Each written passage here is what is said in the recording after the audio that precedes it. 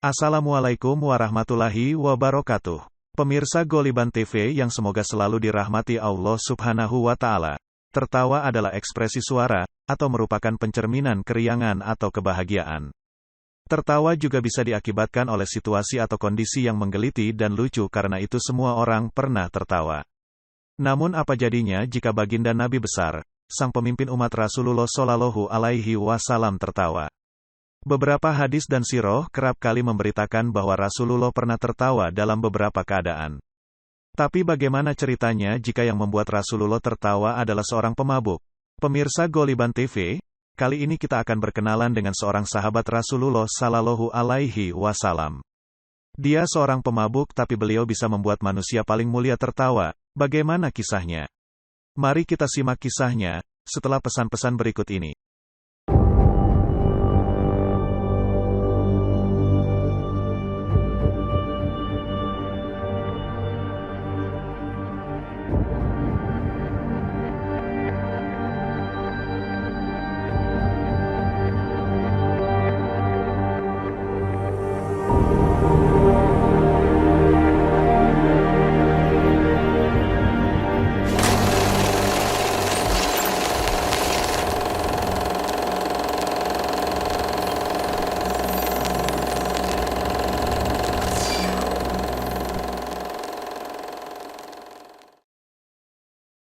Dalam perjalanan dakwah Nabi yang begitu keras dan melelahkan, yang dipenuhi oleh suka dan duka, hingga begitu banyak aral dan rintangan yang harus baginda Nabi Shallallahu Alaihi Wasallam hadapi. Di samping itu semua masih ada sisi lain dari perjalanan dakwah Nabi dan kehidupan beliau yang dibalut oleh kejenakaan yang membuat baginda Rasulullah tertawa. Karena baginda Nabi Muhammad Shallallahu Alaihi Wasallam memiliki toleransi terhadap lelucon. Bahkan tidak jarang beliau bercanda dengan karib kerabatnya. Dalam sebuah riwayat disebutkan bahwa Nabi adalah orang yang murah senyum dan hati yang murni. Sebagian sahabat mengatakan bahwa tawa Nabi hanyalah sebuah senyuman. Namun sebagian lainnya mengatakan bahwa terkadang beliau tertawa hingga gerahamnya terlihat. Tapi yang jelas kalau dia tertawa, dia selalu menutup mulutnya dengan telapak tangan. Baginda juga berpesan kepada sahabatnya untuk sesekali mengistirahatkan jiwa dan hati mereka. Dalam sebuah riwayat disebutkan bahwa Yang Mulia bersabda, "Istirahatlah hatimu waktu demi waktu, karena bila hati tumpul, lelah, maka ia akan buta." Di lain waktu, Yang Mulia juga mengatakan, seseorang yang tidak bahagia dan tidak membuat orang lain bahagia, adalah orang yang tidak memiliki kebaikan.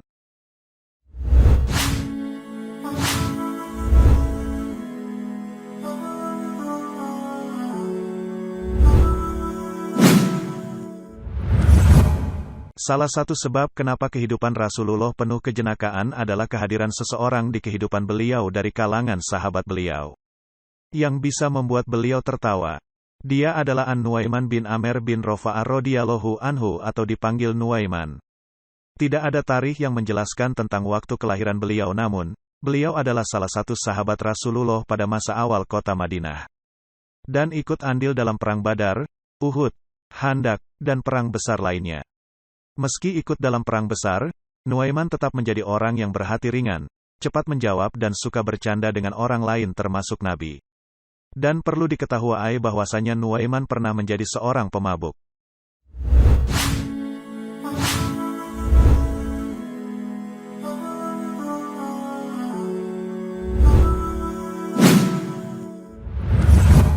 Sayangnya, Nuaiman pernah menjadi pemabuk yang kecanduan alkohol pada masa Nabi Shallallahu Alaihi Wasallam. Dia ditangkap dan Nabi memerintahkan dia untuk dipukuli.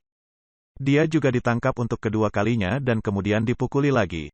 Karena dia masih tidak meninggalkan kebiasaan itu, Nabi memerintahkan agar dia dipukuli dengan sepatu. Ketika semua ini tidak meyakinkannya untuk berhenti minum, Rasulullah akhirnya berkata, jika dia kembali minum alkohol, maka bunuhlah dia.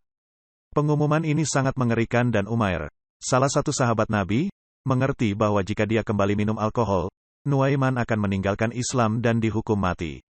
Umair menjadi terlalu marah dan penuh kebencian mengatakan, "Laknatullah alaihi, semoga Allah melaknatnya." Rasulullah Shallallahu Alaihi Wasallam yang mendengar pernyataan Umair terus berkata, "Jangan, jangan, jangan, seperti itu. Sesungguhnya dia, yaitu Nuaiman, adalah orang yang mencintai Allah dan Rasul-Nya. Dosa, seperti ini, tidak menempatkan seseorang di luar jamaah dan rahmat Allah sangat dekat dengan orang-orang yang beriman.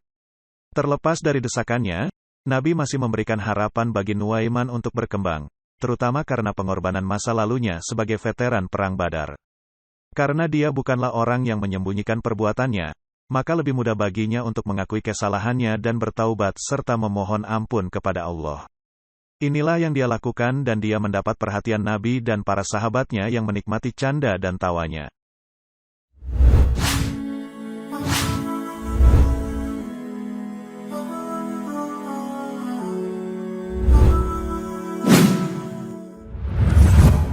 Meski Nuaiman memiliki sifat yang kadang sangat jahil dan jenakan, namun Nuaiman radhiyallahu anhu adalah salah satu sahabat yang diperhatikan oleh Nabi.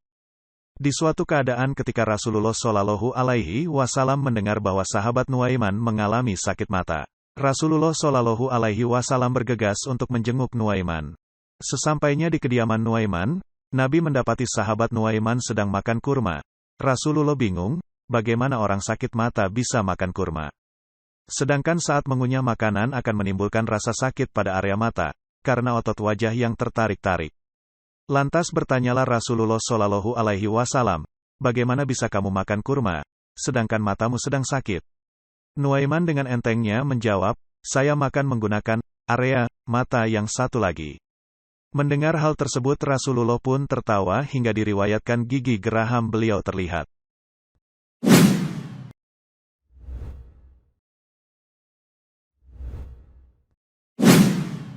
Tidak diragukan lagi Nuaiman adalah sahabat yang dicintai oleh Rasulullah dan dia juga mencintai Rasulullah. Maka suatu kesempatan sahabat Nuaiman ingin memberikan hadiah kepada Rasulullah tapi bukan sahabat Nuaiman namanya kalau tidak bisa membuat Nabi tertawa. Diriwayatkan bahwa suatu hari ketika sahabat Nabi sedang berkumpul di rumah Rasulullah tiba-tiba Nuaiman datang dengan membawa madu. Kali ini Nuaiman tidak membawa madunya saja namun bersama seseorang yang tidak diketahui.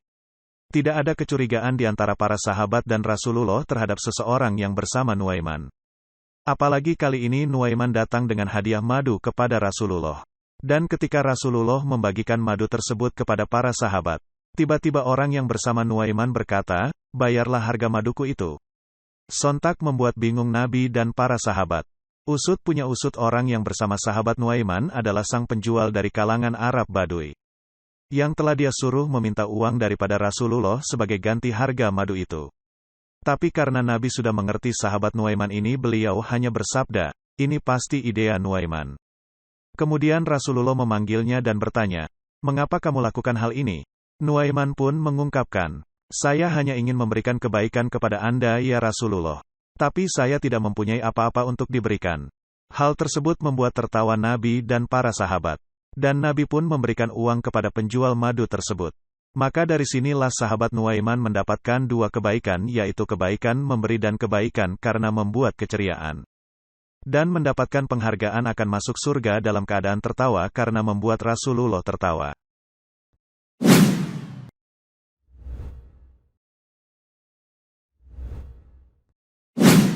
Bagaimana jika Rasulullah memiliki tamu sedang di sana ada Nuaiman? Pada suatu waktu ada beberapa delegasi dari negara lain yang ingin mengenal Islam. Pada masa ini Islam mulai terkenal dan dilirik oleh beberapa negara dan kabilah lain. Dengan demikian tak jarang Rasulullah didatangi tamu dari wilayah lain sebagai delegasi untuk menjelaskan seperti apa Islam itu. Tamu Rasulullah kali ini adalah beberapa bangsawan yang mengendari unta kualitas kelas atas.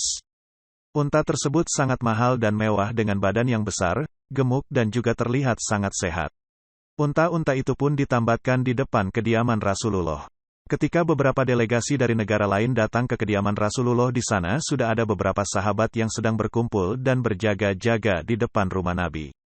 Sahabat itu adalah Hamzah bin Abdul Muthalib, Sa'ad bin Abi Waqqas, Umar bin Khattab dan Ali bin Abi Thalib. Tidak berselang lama Nuaiman radhiyallahu anhu lewat lalu sahabat Hamzah pun menegurnya, wahai Nuaiman kemarilah ada yang ingin kami bicarakan. Kemudian Nuaiman pun menghampiri beliau dan kemudian menawarkan sebuah kurma. Dan ketika itu salah seorang sahabat berkata, sembelih hewan itu kemudian kita makan dagingnya bersama-sama. Nanti uang ganti ruginya biarlah Rasulullah yang membayar. Niat hati sahabat ingin bercanda dan bergurai saja, tapi berbeda dengan Nuaiman yang ketika itu langsung menyembelih unta tamu Rasulullah. Sontak saja kejadian tersebut membuat para sahabat terkejut. Kemudian Nuaiman pun melarikan diri. Ketika orang-orang itu keluar dari masjid, dia terkejut karena hewan tunggangannya sudah disembelih. Rasulullah pun keluar rumah dan bertanya, siapa yang melakukan hal ini? Dan di sana ada 4 sahabat Rasulullah yang sedang berjaga. Dan mata beliau pun tertuju terhadap para sahabat. Para sahabat pun menjawab, Nuaiman, wahai Rasulullah. Kemudian Rasulullah dan ditemani para sahabat mencari Nuaiman. Di lain sisi Nuaiman yang sedang buron melarikan diri sangat jauh. Dan hampir saja beliau akan keluar dari kota Madinah. Ketika itu Nuaiman bertemu salah satu sahabat Rasulullah yaitu Al-Miqdad. Nuaiman yang dalam pelarian pun membujuk Al-Miqdad untuk menyembunyikan dirinya. Nuaiman beralasan bahwa dia sedang dikejar-kejar oleh orang jahat. Al-Miqdad pun memberikan tempat persembunyian yaitu sebuah parit atau sumur lalu ditutupi oleh pelepah kurma. Ketika itu sedang beliau gali di dekat rumah Duba'ah bin Al-Zubair bin Abdul Muthalib. Nuaiman menegaskan kepada Al-Miqdad untuk tidak memberitahu siapapun kalau beliau bersembunyi di sini walaupun Rasulullah. Al-Miqdad menyetujuinya toh dalam pikirannya mana mungkin Rasulullah pergi sejauh itu.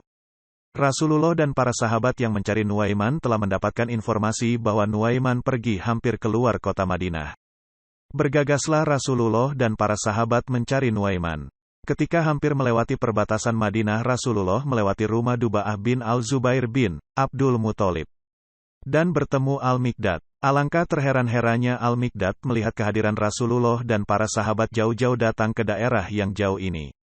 Lalu beliau bertanya kepada Al-Miqdad perihal Nuaiman.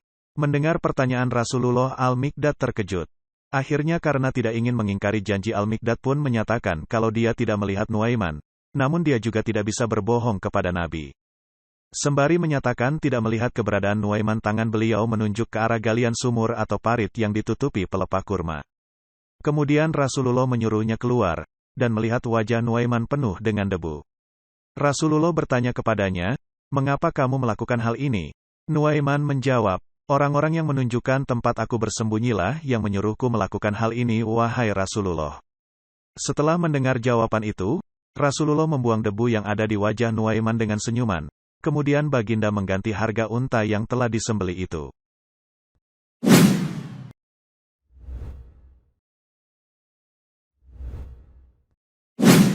Kisah ini diceritakan dari Ibnu Majah, bahwa suatu hari Nuaiman pernah diajak berdagang oleh Abu Bakar As-Siddiq bersama sahabat yang lain untuk pergi ke negeri Syam, daerah maju pada masanya, ke daerah Basra. Salah satunya ada Suwaibit bin Harmalah yang ditugaskan untuk menjaga bekal makanan karena sifatnya yang bisa dipegang amanahnya. Saat hari mulai menjelang siang, Nuaiman yang sudah lapar menghampiri Suwaibit untuk meminta makanan dari beliau. Suwaibit pun menolak karena Abu Bakar telah memberikan amanah itu kepadanya dan dia tidak ingin mengingkari amanah. Sifat tidak tergoyahkan membuat Nuaiman jengkel hingga Nuaiman berkata, kalau memang begitu, saya akan membuat ulah untuk kamu. Nuaiman pun berjalan ke pasar dan mencari-cari wilayah yang menjual hamba sahaya. Pada zaman Nabi dulu, hamba sahaya biasanya dijual untuk menjadi pekerja. Dia pun bertanya tentang harga hamba sahaya kepada para pedagang, karena harganya yang sangat tinggi dan mahal. Nuaiman pun menjelaskan kepada para pedagang penjual hamba sahaya kalau dia punya hamba sahaya dan dia ingin menjualnya dengan harga yang jauh di bawah harga pasar. Nuaiman juga menyebutkan, hamba sahaya yang dimilikinya hanya memiliki satu kekurangan yakni berteriak bahwa dirinya orang yang merdeka bukanlah hamba sahaya. Mendengar itu, orang-orang di sana pun tertarik dan Nuaiman mengajaknya menghadap Suwaibit. Itu ada orang yang berdiri sedang menjaga makanan. Itu hamba sahaya saya, kata Nuaiman pada mereka. Mereka pun memberikan uang pada Nuaiman dan menghampiri Suwaibit untuk menangkapnya. Suwaibit yang terkejut kemudian berkata, saya bukan hamba sahaya, saya orang merdeka, saya Suwaibit bin Harmalah. Para pedagang mengabaikannya itu karena tahu kekurangannya dan menyeret lehernya seperti yang biasa mereka lakukan dengan hamba sahaya manapun. Selama kejadian itu, Nuaiman tidak tertawa atau mengedipkan mata. Dia tetap tenang dan benar-benar serius sementara Suwaibit terus bersikeras. Sekelompok mitra dagang Abu Bakar menyadari apa yang terjadi, bergegas mencari Abu Bakar, pemimpin kafilah, dan menyampaikan apa yang terjadi. Lalu Abu Bakar pun menuju ke tempat tersebut.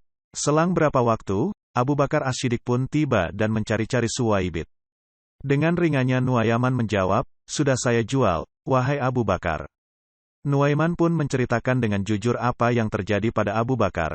Kemudian Suwaibit kembali ditebus oleh Abu Bakar dari orang-orang Syam itu. Sampailah kisah tersebut ke telinga Rasulullah. Kisah ini yang membuat Rasulullah tertawa hingga menunjukkan gigi gerahamnya di depan para sahabat. Perawi hadits mengatakan, bahkan setelah 1 tahun berlalu, Rasulullah pun selalu menceritakan kisah Nuaiman dan Suwaibit ini kepada para tamunya.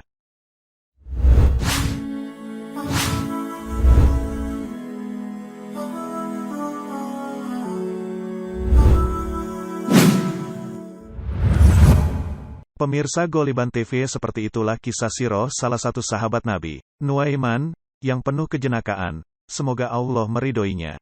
Yang dapat kita ambil kesimpulan bahwa kehidupan itu tidak harus terpaku dan terlalu serius karena kehidupan Nabi pun juga penuh kejenakaan. Kita juga harus mengistirahatkan jiwa kita sebagaimana baginda Nabi sampaikan. Semoga bermanfaat, jangan lupa like dan komen, share kalau video ini menarik dan bermanfaat. Wallahu a'lam bishawab.